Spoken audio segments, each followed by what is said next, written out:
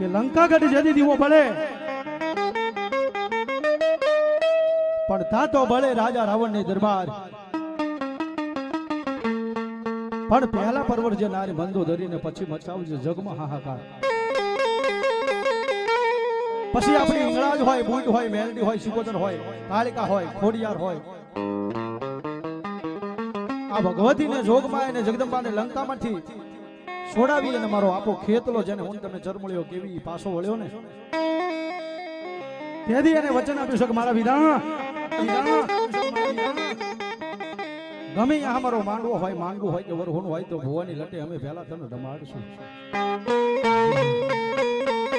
એવું નહીં